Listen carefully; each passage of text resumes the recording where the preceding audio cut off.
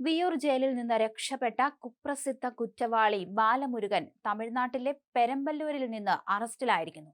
തെങ്കാശി കോടതിയിൽ ഹാജരാക്കിയ പ്രതിയെ ജുഡീഷ്യൽ കസ്റ്റഡിയിൽ റിമാൻഡ് ചെയ്തിട്ടുണ്ട്.